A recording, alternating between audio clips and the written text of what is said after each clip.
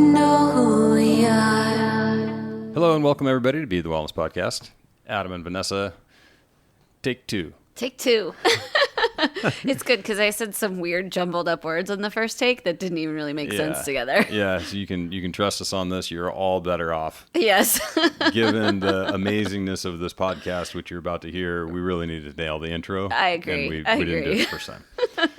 So we have an incredible guest on today, Matthew Uohara, who really impressed us and, really just encapsulated a lot of what we strive to do in our company, but he's just doing it in a slightly different approach. Yeah. And so we really resonated with his message, his mentality, just the way that he goes about this sort of human performance aspect of his coaching. And it's really a very informative and enlightening conversation that if you're into, mastery of movement, mastery of mind, mastery of self, I think you'll get a lot out of it. Yeah, for sure. So Matthew he's a CSCS, which is a certified strength and conditioning coach. He holds a master's in human movement. He's studied dynamic neuromuscular stabilization through the Prague Rehabilitation School, and he's a postural restoration trained. He is postural restoration trained through the Institute in Nebraska. Mm-hmm. So PRI is something that you guys have heard me talk about a little bit. Right.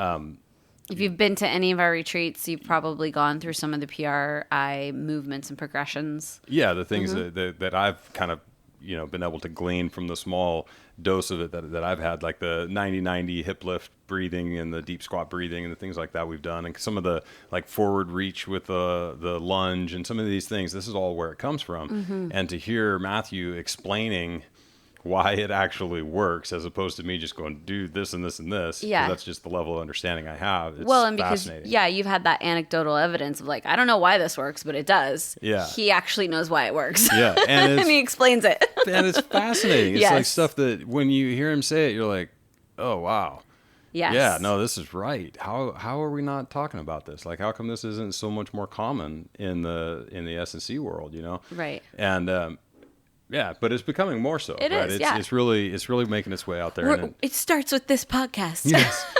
We're making a difference. We're making a charge. In the conversation. Yeah, 100%. So he advises on several boards and advises a bunch of gyms on how to train athletes. And he works predominantly with professional athletes, Olympians, NFL, Major League Baseball, hockey players. I mean, he's golf. He's sort of got the smattering of those folks that he deals with.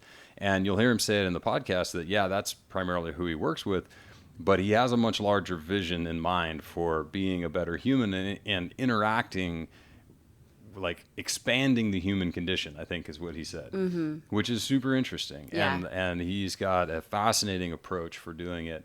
And it's cool. And a very succinct way of explaining it and making it digestible, which is really cool. Yeah. So we hope you guys enjoy this episode. If you do, yes, you can leave us a 5-star review and, tell us what you thought about the episode or what you think about the podcast in general. Yeah, for sure. And check him out on Instagram, Leaders of Movement. And, he's got all the cool stuff on there. His videos and stuff, you're like, oh, got it. Okay, I'm not moving in enough directions.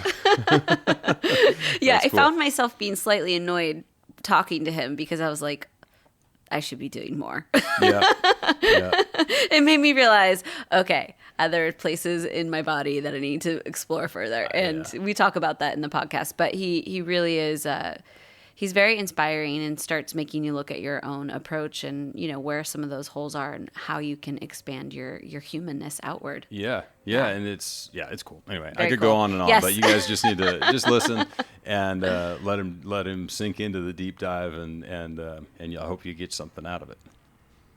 Enjoy. And we're live. Welcome to the podcast, Matthew. Thank you. Thank you for having me. Yeah, we're super excited to have you. You came highly recommended by Jen Scare, and we were like, any friend of Jen's is a friend of ours. I love Jen. She's one of my favorite people. Yeah, she's a sweetheart. She's definitely, like we were just saying before we went live, just a real solid human. And you get, like, she is exactly who she is. Yes. Absolutely. Yeah. So maybe you can tell us a little bit about yourself. Just, I think Adam said that you're from Hawaii. I am. Yes. Yeah. All right. Cool. I was so excited. I'm on the island that's blowing up with all the volcanoes right now. Oh, right. Oh, yeah, right. it's crazy. It's kind of like early Earth. Yeah, Yeah. totally. Yeah. Well, it's exactly like earlier, I imagine. Yeah. So tell us about, just, kind of your growing up and get us up to speed on who you are. Yeah, so I know I'm tiny, but I was actually a basketball player once. And I went up to IMG academies during my high school years. And that's kind of, my goal was to play sports in college. That's the reason I left and did that and pursued it. And what IMG is they're an agency, but they also run a K through 12 in Florida, where they kind of sponsor athletes or they invite athletes to come up and train just like a pro, in hopes, I think, of one day when they do turn pro, they sign with IMG. Oh, yeah. So my freshman year of high school, I went there and played there until my junior year, where I ended up getting a career-ending injury. And that's kind of what pushed me into this field where I work with other athletes. The reason why that happened was I had a mentor named Dave Donatucci. And during this process of rehabilitation and trying to get back to the court, Dave saw that I was really dedicated to learning, not just doing the exercises, but learning what I was doing. Offered me an internship to come back my senior year, and instead of playing my sport, work with the athletes that I once called teammates, and kind of shadow him while he worked with some of the pros as well. It was a blessing in disguise because I actually ended up loving it more than my sport. Right. And Dave taught me so much. I ended up wanting to pursue that in college. So I went to University of Oregon after that. And the reason I did that and I pursued it was because there was a strength coach named Jimmy Radcliffe that was their head strength coach for the football, track and field, and basketball teams all at once. And he was actually the first person that ever taught me how to lift weights, all back when I was in middle school. Yeah. He would come down and my dad would put on these seminars, and Jimmy would teach the strength and conditioning portion, and his wife Janice would teach some of the nutritional aspects. So we were kind of ingrained with that knowledge really early on, more of the implicit knowledge, not necessarily understanding why we were doing certain things. Right. Right. And I figured under my tutelage under Dave that I would like to go ahead and learn more in depth. So at the University of Oregon, I interned for him my freshman and sophomore year, and I got my degree in human physiology. After I finished with Jimmy, I went back to work for Dave, who now took a job at the PGA. He was the director of strength and conditioning for the PGA Center for Learning and Performance, and just basically said, "Hey, Matt, come down. We got some new stuff we're playing with. Would you like to learn?" And I had never worked with golfers before, never been exposed to any of that stuff. And that was the first place that I actually got exposed to PRI. Yeah. And PRI, through that route, ended up introducing me to a person named Ron Hruska, who is the founder of the Institute, who's now my mentor currently. Ron is one of the most brilliant men I've ever met in my life, and really opened my eyes about what it meant to deal with humans in general. Kind of almost taught me more about the human condition than he did then just here are these movements to change biomechanics. So I worked for a few people down in Florida while learning under Ron. Two of the others are Jason Riley, who worked mostly with Major League Baseball. His major client was Derek Jeter. And Pete Bomarito, who runs Bomarito Performance Systems, and he works primarily with the NFL. So I took all that knowledge of those internships and those mentors, and now I had this new one in Ron, and decided it was my time to come out to California, and here I am. Damn. Yeah, nice. Wow. So man, you got steeped in this like at the professional level from the get-go. Yeah. Which is incredible, and I think it's fairly rare. You know, I mean, you see a lot of people who have kind of come up in strength and conditioning, and not to say that there's like one route that's best or whatever, but it seems like there's a lot of natural progression of you start out as an athlete yourself, and maybe you don't get any training whatsoever on like how to lift appropriately or even lifting in general, and you kind of make your way through, and maybe you get some good coaching in college and you kind of fiddle around with it, and then you wade through piles of ridiculousness to finally get to something that's like, a real succinct system for how someone does it. And it's like you got thrown right in that from the get-go, and it's just kind of been going from one to one, which is awesome. I love it. My father used to always tell me that the harder you work, the luckier you get. Yeah. And so I've no problem with working hard. And I know that every opportunity that I've been given, I've been able to almost maximize because of that. Yeah. So, like I said, I had these great mentors in Dave, Jason, Ron, Pete, and they all work with professional athletes, and that's their primary clientele. So I had always had this in my mind that that's where I wanted my business to go. And it wasn't necessarily because I love working with pros. It's just I feel like sometimes in order to test your abilities, you have to test it at the highest level. Yeah. And at that level, it's really hit or miss. You're either going to do a great job and you're going to extend their career and they're going to have career years and they're going to stay healthy, or you're going to do really terribly and they're never going to see you again. Yeah. So I like that pressure, and I like being put in those situations where it forces me to learn. And it's weird to say it now, but it was always in my mind that is what I was going to do after that first injury. Yeah. Yeah. I think that's amazing though, because it really speaks to like the power of our mindset, right? And I think that people oftentimes don't even take the time to visualize where they want their careers to go, or what places they want to go explore and find out, and, people that they want to work with. And I think that's like, it's so powerful to actually just set your intention and to like really know, hey, these are the things I want to do. And then again, like your dad said, like you get luckier just in that knowing of that your intention is set that way.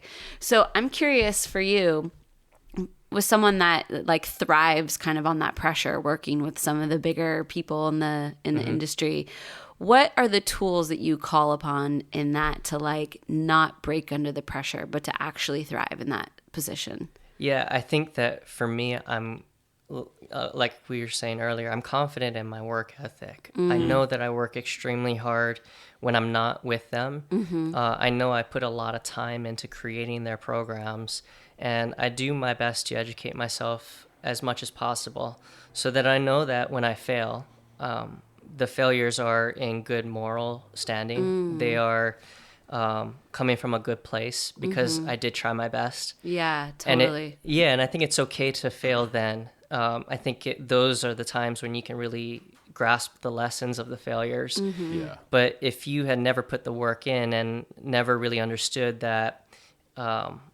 how much effort it takes to create a program to take somebody from point A to point B and progress them in a proper fashion, not just hopefully luckily get there. Yeah. Then I think that those situations seem less daunting. Yeah, I love that. It's so interesting because it reminds me that like some people are afraid of the failure because they actually are afraid of the work. Like they don't want to do that work. They're like, oh, let's just stop short of having to like even put myself into that position because actually it is a lot of work. It is a lot of work to really understand. And there's so many different philosophies and disciplines when it comes to this kind of stuff that like, it's a lot. You get extended into this stuff. It's a lot. Yeah, for sure. And then if you don't fully understand what it is that you're doing or like why you wrote some particular aspect of a program, it becomes really hard to understand what aspect of it failed and actually learn from it, right? So it's like you charge somebody along and then they get injured and you're like, well, shit. Yeah. Where was the breakdown in the chain? And if you were just throwing stuff on a spreadsheet, good luck kind of assessing some of that out.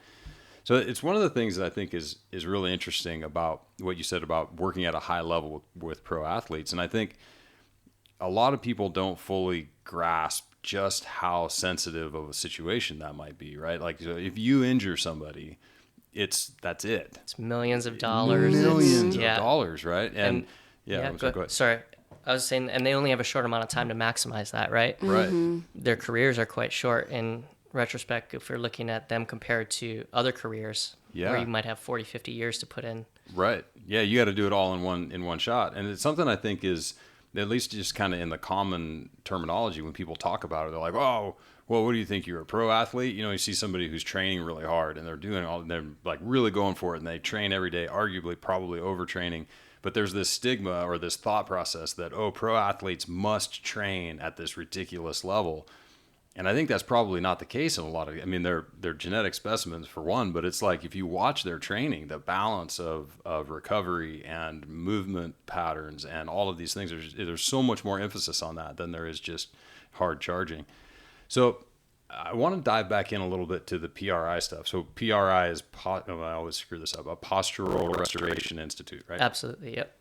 And so our listeners have heard me talk about it a little bit, and we had John Pope on a while back talking about it again, just a little bit. But I'd love to just dig in with you on this and like let's talk about what it is, the kind of the thought process behind it, and maybe just a few examples of how you use it in a daily grind. Yeah. Okay, so I'm going to give you kind of my version of why PRI might have to even exist to begin with.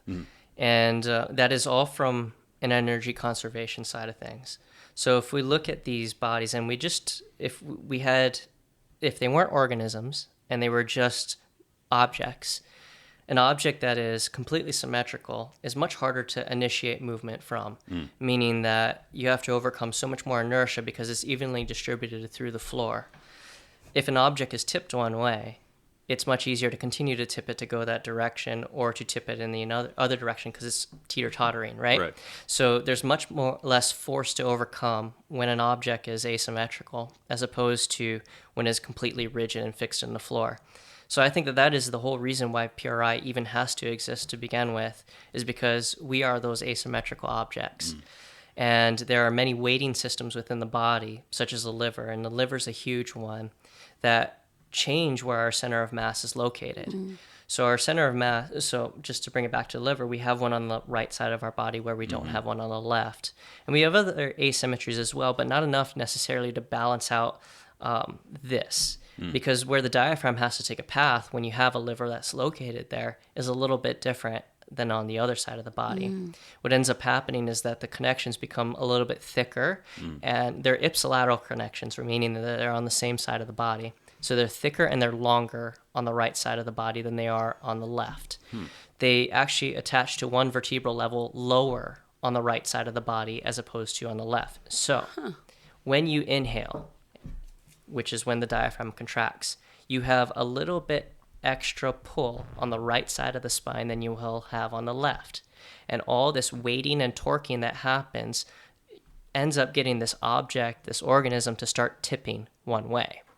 So you start adding up and you have 20,000 roughly breaths per day, and you end up over time with a very asymmetrical human mover, right? So typically what you will have is this right dominant human. Now, that isn't always the case. There is some cases of situs inversus where the organs are flipped and you might have a left dominant person. But for the majority of the population, their organs are placed in this manner. When you start tipping one direction, the whole world changes. And that, I think, also goes back into, from the neurological side of things, how a left hemisphere views the world and how a right hemisphere views the world. They view it as two different worlds. So you start tipping one direction, and the weighting system goes there. And because of that, all of these lower levels, so they have three chains that are typically talked about. One's called the AIC, and that stands for the anterior-interior chain. The second level is called a BC. It's a brachial chain.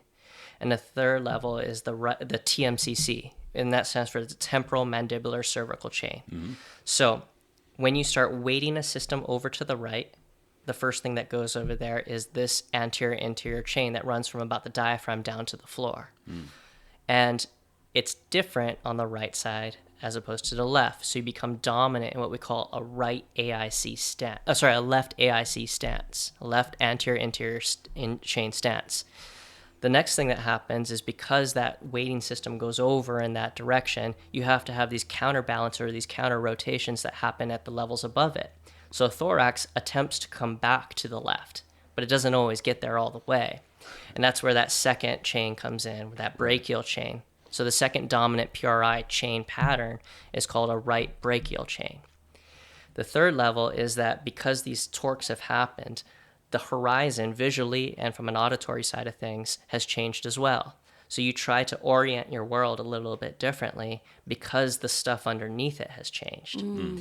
and that it leads into what's called a right TMCC pattern, the right temporal mandibular cervical chain pattern. And those three are the most common dominant patterns for a normal human being to fall in. Now, there are ways to change that pattern around where you might have a dominance of both sides of the body and you get rigidity in that system. But commonly, that is what you will find underlying most humans. And with that, it changes everything. It changes what eye is dominant. It changes what ear you would like to listen to the world with. It changes what you might reach to grasp for in your world from a hand dominance perspective. It might change the way that arms swing in a very predictable fashion. And what it mostly really kind of, I think, leads back to is it changes the way a nervous system relates to the world. And that is intimately connected to the way that we breathe, which is, again, asymmetrical because of these things. So PRI has existed and is based off of seeing these very common asymmetrical patterns within a body and building a system that counters that, not to make it dominant in the other fashion, but to say that what happens if an organism tips one way and continues to tip that way so hard that it no longer acknowledges the other half of the world. So it is only playing on one level of the spectrum. So what PRI has done is built a system that allows you to basically tick and talk. It allows you to go to one end of the spectrum and back to the other and view the world from the counter pattern. Not that it will ever be dominant, but just sometimes it's lost because you've spent so much time, especially when oxygen demands go up, like in a sport, in the dominant bias. So, okay, give us like a real world example of how that plays out, because I'm thinking about in terms of energy management, the breath. So if you're dominant on one side versus the other, balancing out the systems, what does that actually mean in like on the court, so to speak? So what you would typically see in this regular pattern here, not ones that have other patterns that are layered on it, is that they would have more trouble filling their right chest wall with air as opposed to their left.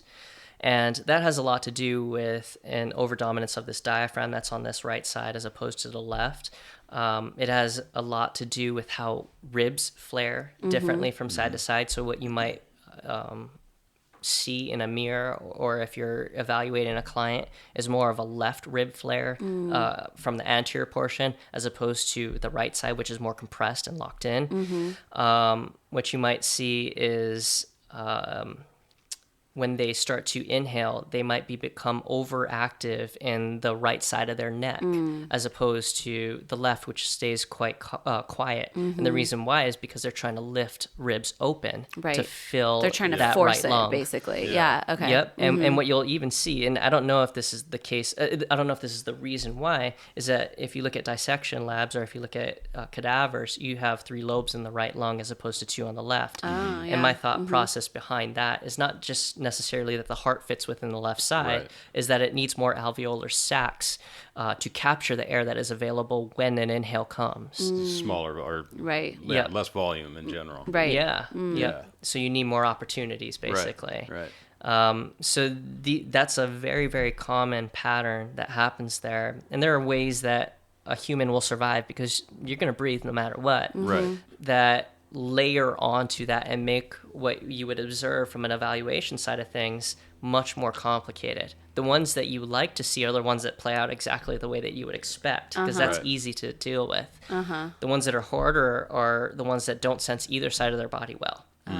The ones that have chosen a pattern, and you might see that more with the athletic population because the oxygen demands are a little higher. So you might find both rib cages flare open and extend. You might find these deep lordoses in the low back.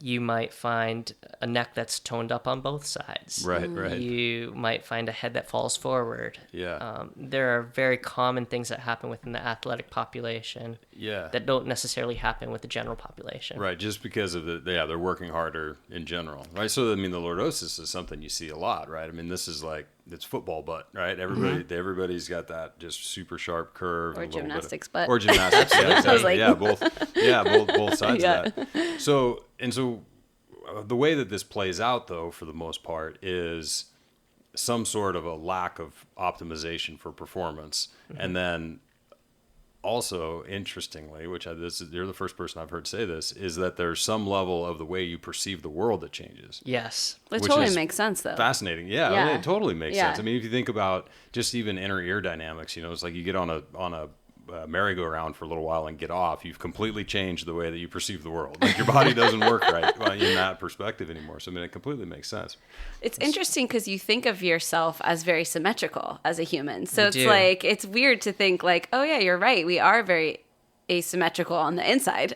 Yeah, and the brain is one of the highest levels of asymmetry. And it's actually gotten more asymmetrical as time has gone on from an evolutionary side of things. It's gotten more divided and more separate. And I really feel that is what has allowed us to progress as a species, is that this ability to see two different worlds, two different perspectives, and somehow join the two.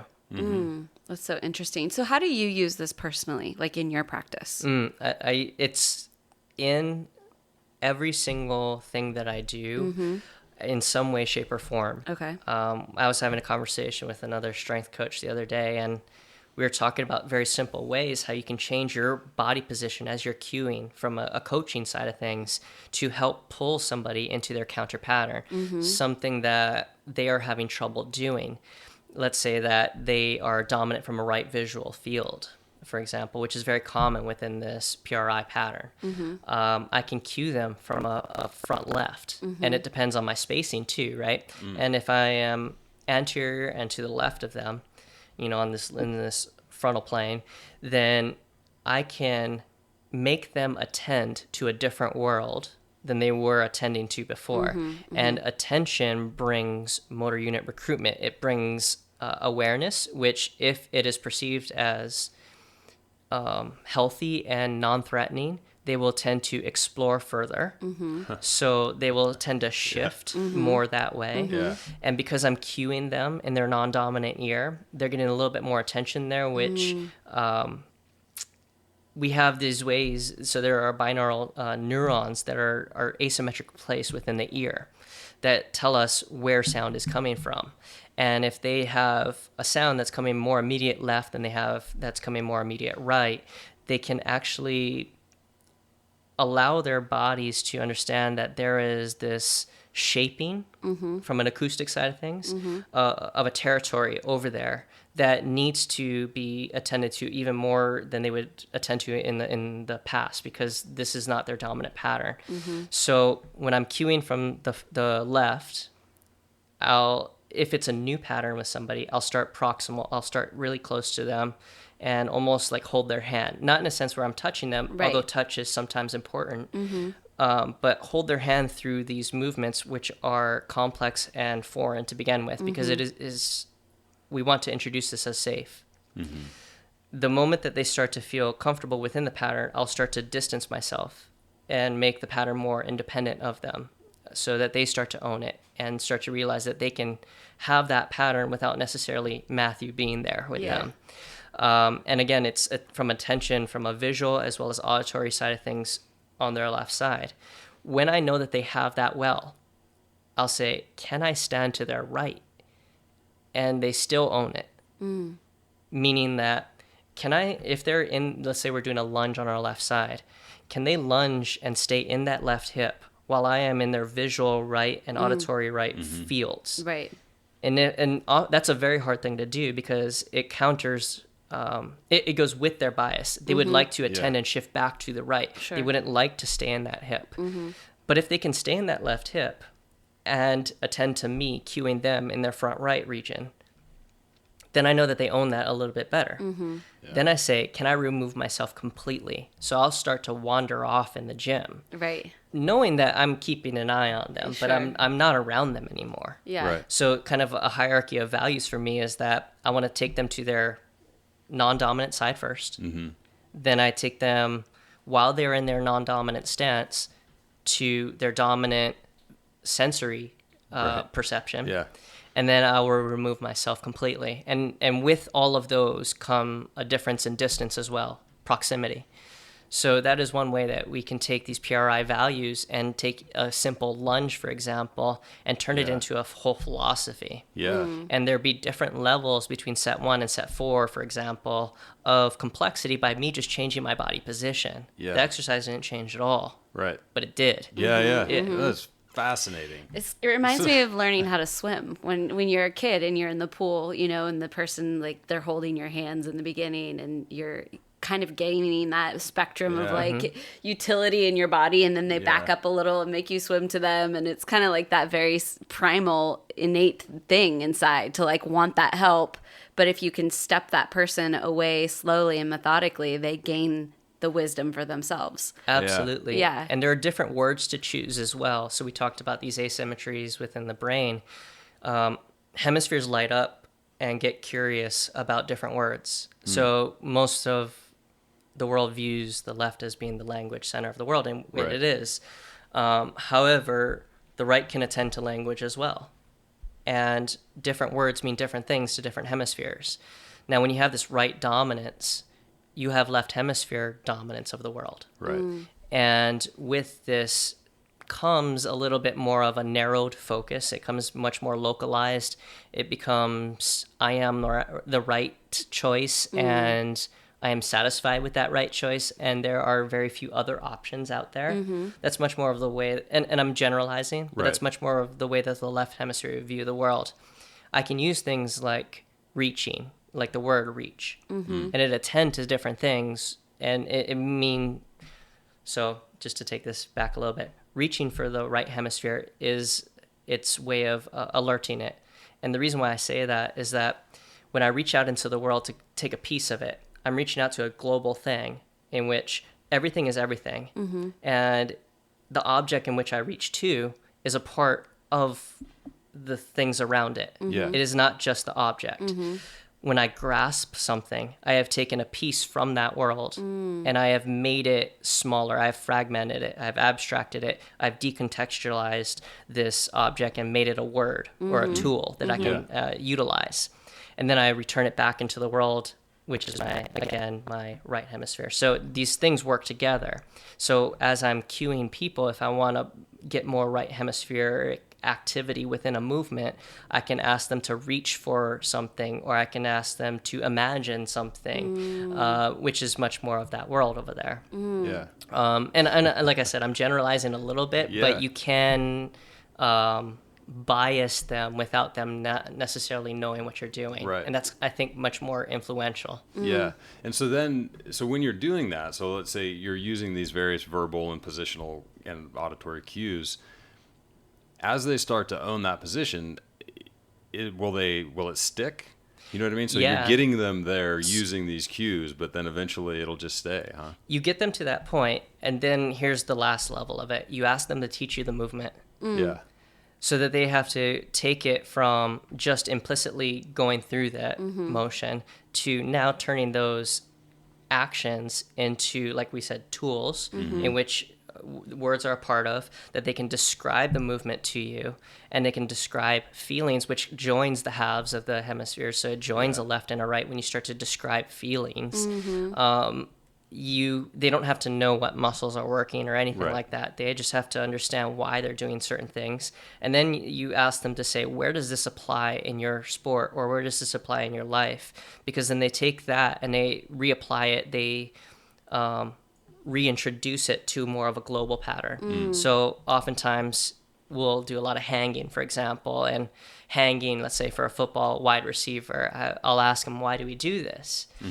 And they might talk about, well, like my rib cage and this, and like, no, but why?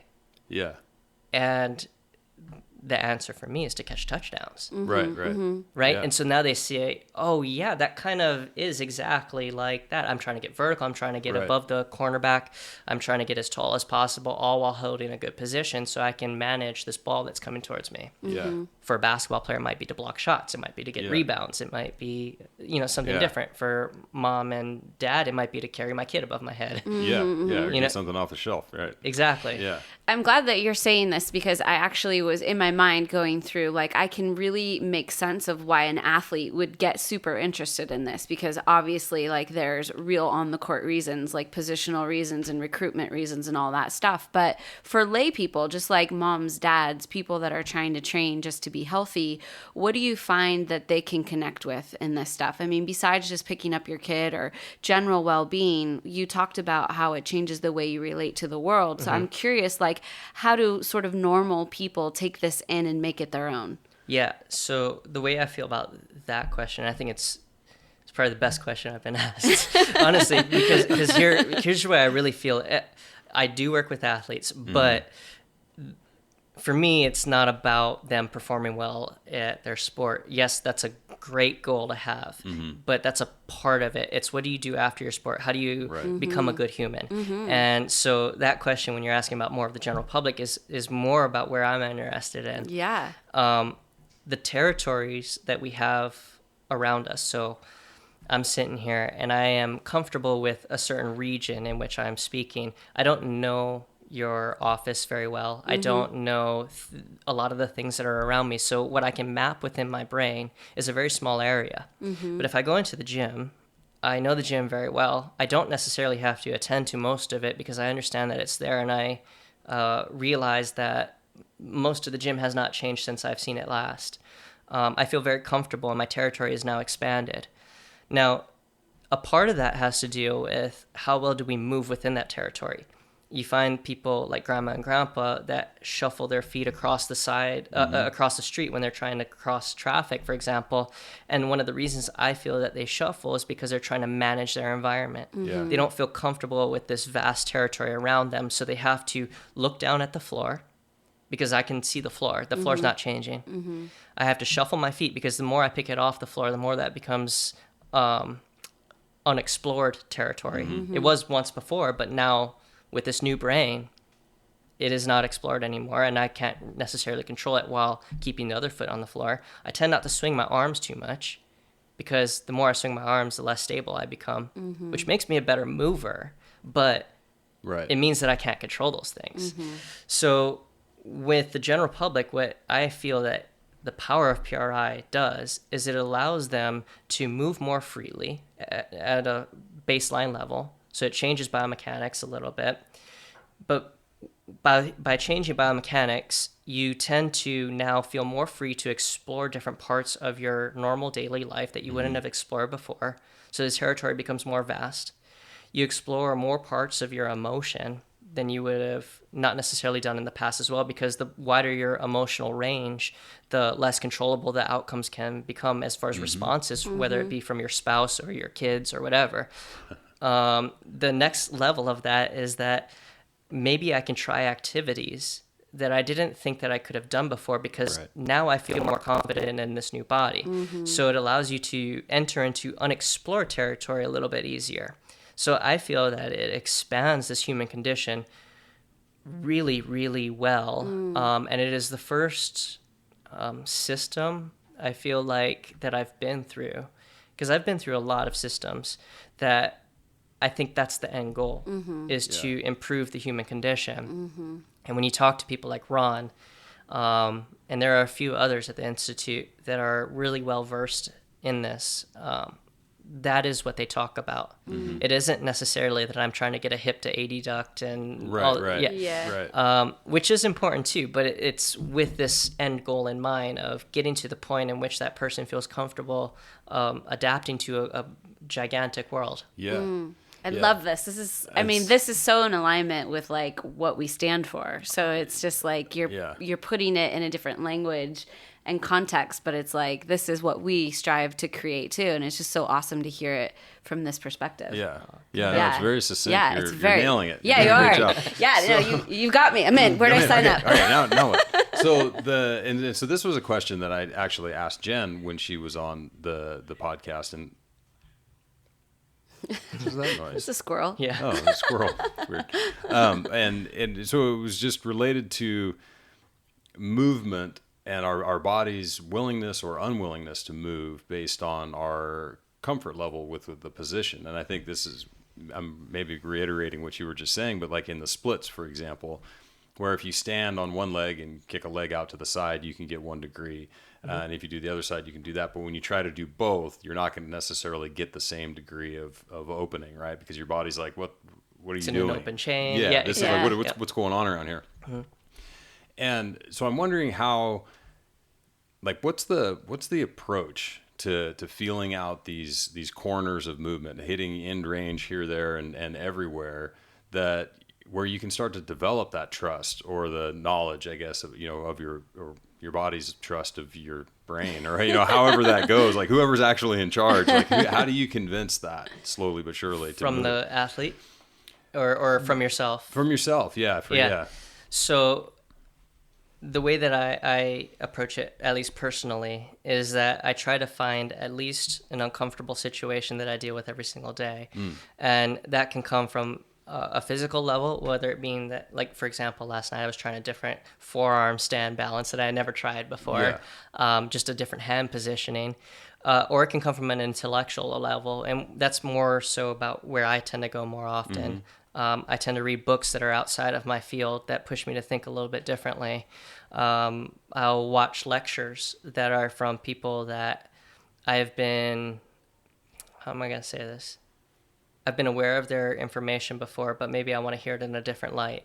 Got it. I'll try my best to listen to different types of music. So one of the things that I like to do with the people that I meet is, and I think this is one of the, I'll give you a backstory. Okay. So we're at the beach, and every Saturday we do a beach meditation with our athletes, right? And one of the last times that we went out, we had a conversation about socializing and going out to eat, at least with your friends, at least whether it be once a month or once a week. And my reason for that is because if you live in your own bubble, and if you only live in your own world in which you are the end all be all and you're always right, and you have a thought process that you think is working for you well, you could be very right. Right. Or you could be very wrong, but you'll never know that until you share those stories.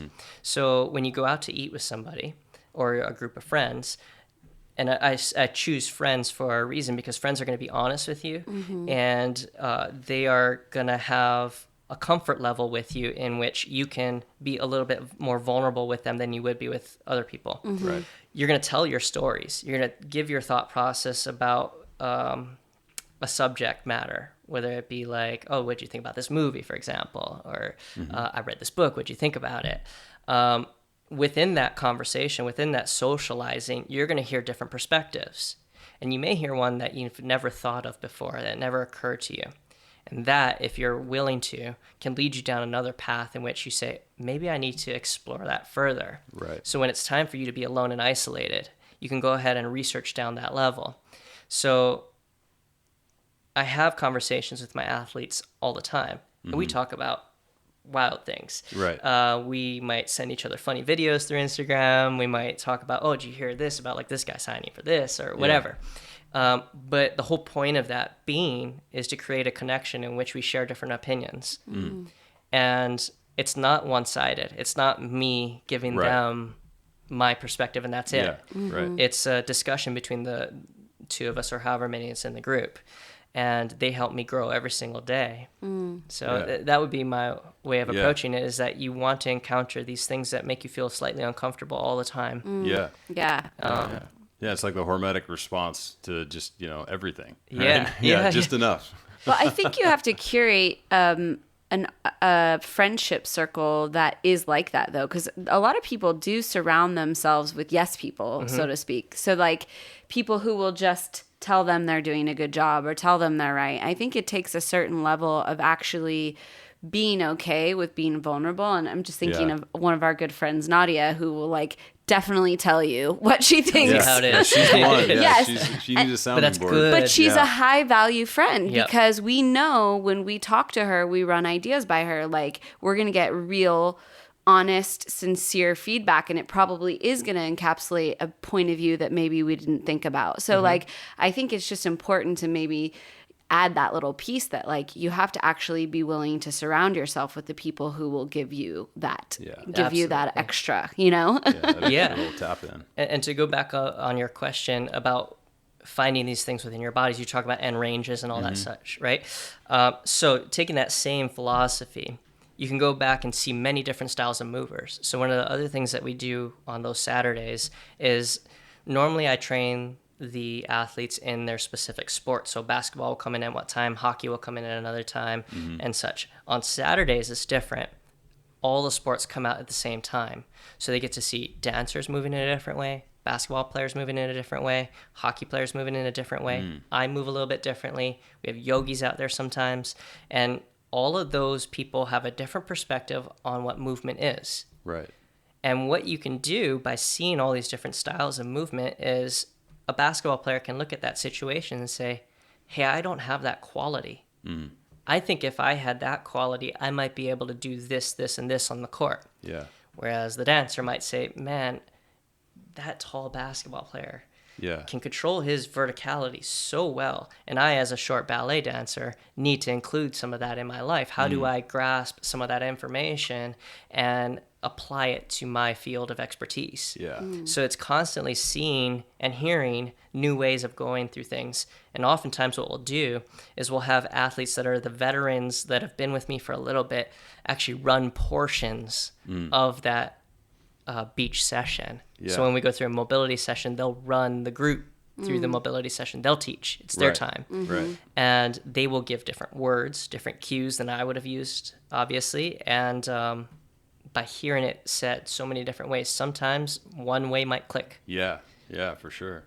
Yeah, that's awesome. So something that I think is really interesting about this is that you're taking all of the sort of finite things that would be, something about like an instep lunge or something, right? You're taking, well, let's see, so we want to hit some sort of in range in the hip and this and this and this, and try to squat as deep as you can twice a week and do it. You're taking all of that out of it and saying, look at how other people move and try to pick something up from that, which is incredibly good advice.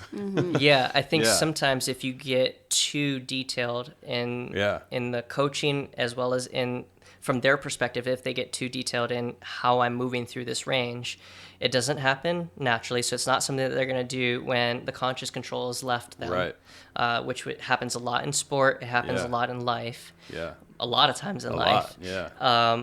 So it's not an option for them, basically. And it becomes too much of a stressful environment. When you start to see other people move different ways, you say, oh, that I can generalize, I can symbolize as squatting like this. And I can take that picture in my mind and try to imitate it. Yeah. Which is what humans do, especially from an early age, really, really well. They imitate, they play. Yeah. Games of tag. They make, if you look at babies, they make different facial expressions with their parents. Right. They make jokes. Yeah. And that's extremely important when you're trying to learn new skills, is to go from that and then start to learn the nuances. Right. Yeah. If they're as necessary. Right. Yes. Yeah. Only peel back so many layers. Yeah. I'm curious because, for us, we use adventure travel as a conduit for exploring the world or creating a bigger space, as you said. And I'm curious, for some of your clients, what are the things that they've reported back that have changed for them outside of the physical realm that, emotionally or cognitively, like if there's one or two things that you hear people saying, oh, I used to be this way, but now I'm X. What are those things? Yeah, so I have a very, very good relationship with almost every person that I work with. And I'm not saying almost in a sense of I have bad relationships. It's just a lot of them run very deep in a sense of they share a lot of information with me. And I think that is the first place that we go. And then within that, they feel comfortable to talk about their personal lives, which if you know the professional lifestyle, they don't necessarily get to do that very often because they have to protect a lot of their information. Right. So I learn a lot about their relationships. I learn a lot about how they've dealt with things in the past. And a lot of the reports that we get back is what you're saying, is that sometimes their girlfriend or their boyfriend will say certain things to them and they'll have a certain reaction. And they'll say, Matt, I heard this, and in the past I would have reacted this way, but now I'm kind of almost allowing myself to take a step back and see it a little bit differently and try to understand why she said it that way. And so what I feel like we're doing is we're building a closer relationship that in their personal lives by doing something like that. And that's, to me, what it's all about. So with these athletes that I have these really close, tight bonds with, I'll often share books with them. I'll send lectures to. One of the lectures that we used to do a while back was, we used to have a pool session, and I knew that back in the day, I didn't have as much of a trust with the athletes as I do now, so I'd have to almost trick them. So on the pool day, what we would do is I would say, okay, guys, we're not doing the pool. We're coming in here. We're watching a lecture. But they drove so far, especially in LA. Yeah. Like, all right, well, we just might as well do it. Yeah. So I got them there. I locked them in. And one of the lectures that we watched was Randy Pausch's lecture called The Last Lecture. And one of the reasons why I did that, do you know anything about it?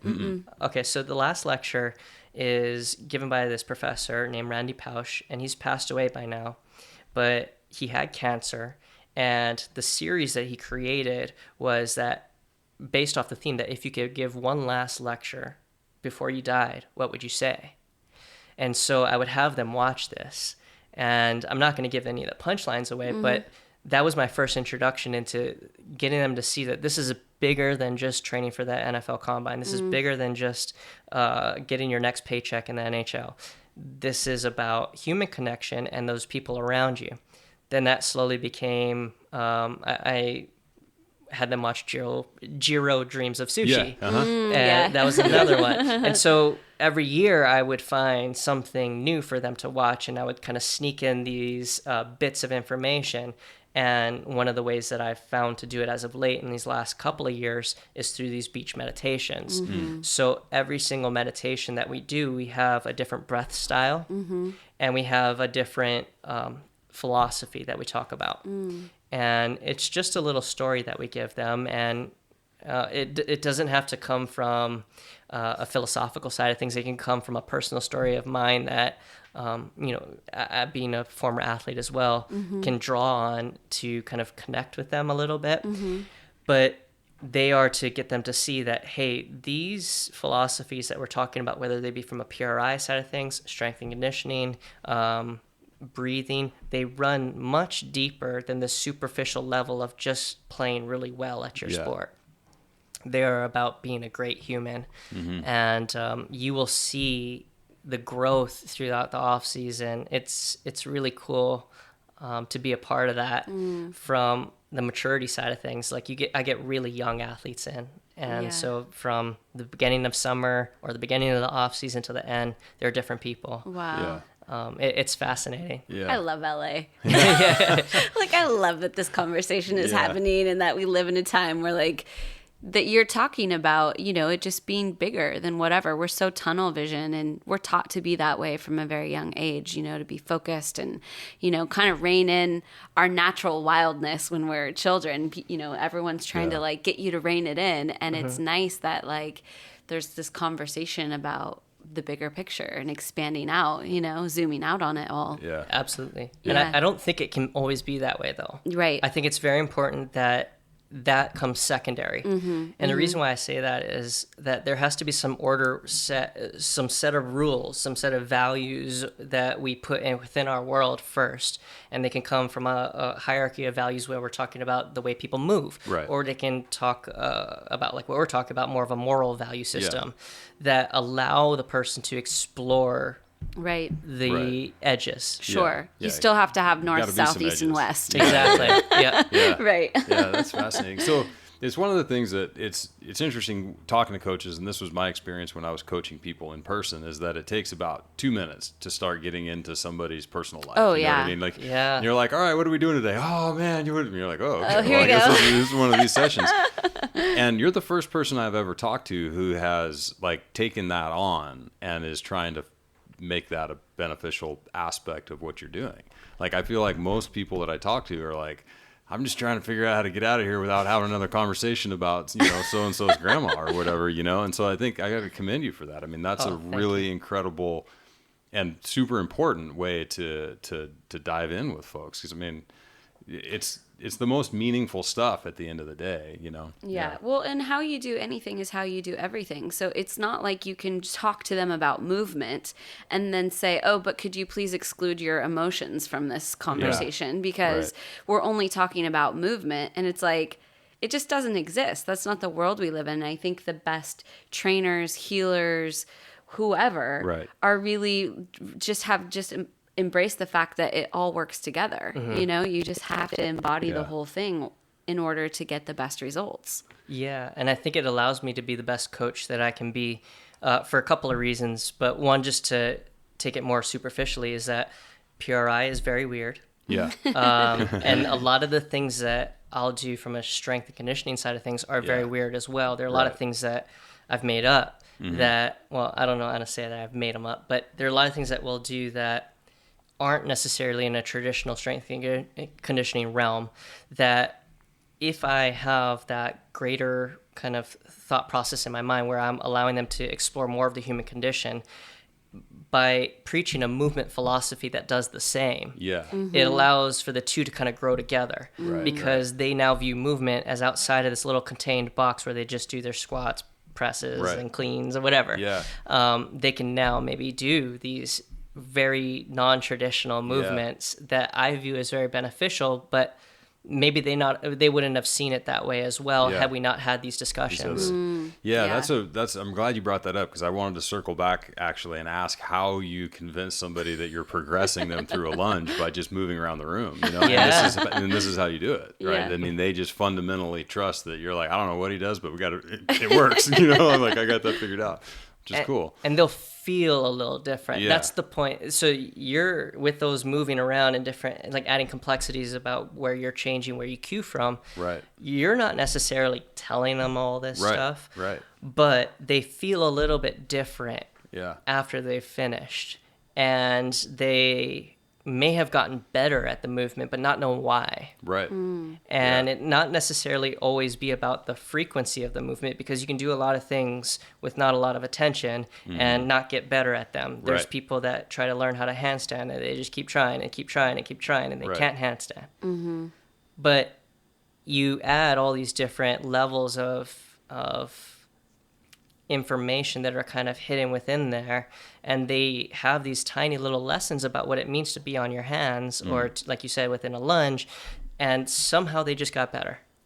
So I don't know what we're doing, but I trust it because I seem to get better every time I come in, and from set 1 to set 4 I'm a better mover. I don't know why, but we're just doing it. But whatever. Well, that was certainly my experience, my first hands-on experience with PRI, working with John Pope. Who, do you know him from Train Rogue in Colorado? I've heard his name. Oh, actually, I do know John Pope. Yes, I do. Yes. Yeah, awesome. Like, I got tapped in with him and Joel Jamieson for a weekend seminar. They work together, don't they? Yeah, occasionally. And I was just mind blown, you know? Like, we did some like deep squat breathing and a couple of things, and then moved, and he had me change, and just exactly like what you're saying. Now I'm understanding a little more what he was doing, but like, he's walking around me while we're coaching, we're going through this, and he's like, and now how does your back feel? You know what I mean? And we like get through this thing. I'm like, literally this morning, there's no way I would have been able to do, well, I can't remember what it was, like this hex bar deadlift without feeling my lower back. And yet here I am now moving completely differently in a matter of minutes, and seemingly nothing changed, but it did, you know, and it's mind-blowing. You're just like, what the hell sort of witch doctory is this? You know, like, what's going on? But it's cool. I think it's an awesome endeavor. Yeah, PRI. I find myself, like, it's interesting. I'm kind of in my mind going through like the process of getting involved and learning more about this. And I'm finding there's like a slight irritation for me somewhere. Like, I'm like annoyed because I'm like, oh man, this is like Pandora's box. Like, once you open it, there's no going back. And I'm like, I'm having this like inner dialogue with myself where I'm like, oh no, I know this is going to be life changing. And it's like, once you start down that path, you can't undo it. So I heard a great story the other day about that, and I don't know how true it is, but so Einstein, he invented special and general relativity, right? And one of the competing theories is this quantum theory, and how do you join these two? And sometimes when you try to join them, they end up blowing up in your face, and it's very hard to marry this world of the quantum and this world of general relativity.